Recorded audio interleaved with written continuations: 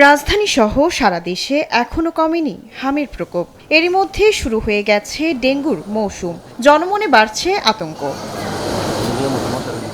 ২৪ ঘন্টায় রাজধানীর মুগদা মেডিকেল হাসপাতালে হাম আক্রান্ত হয়ে ১৯ জন ভর্তি হয়েছে। চিকিৎসাধীন আছেন ৮৯ জন।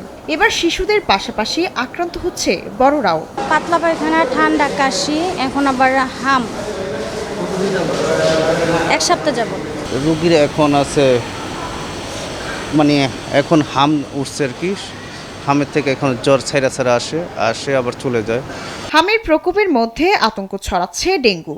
এই হাসপাতালে ২৪ ঘন্টায় ৯ রোগী সহ চিকিৎসাধীন ৩৬ জন। তবে হাসপাতালে ওষুধ সরবরাহ ও চিকিৎসার ঘাটতি রয়েছে বলে অভিযোগ ডেঙ্গু রোগী ও স্বজনদের। ৩ দিন ধরে এখানে ভর্তি আছি। ডেঙ্গু আক্রান্ত, আবার জয়েন্টিস ধরা পড়ছে। পুরো লাল র্যাশের মতো দেখা যায়।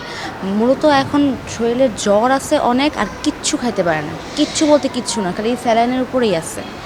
কোনো কিচ্ছু মানে জাউ থেকে ধরে সে কিচ্ছু খেতে পারে না। ডেঙ্গু পরিস্থিতি শুরুতে পদক্ষেপ না নিলে হামের মতো ডেঙ্গুও সারা দেশে ছড়িয়ে পড়তে পারে বলে আশঙ্কা করছেন বিশেষজ্ঞরা।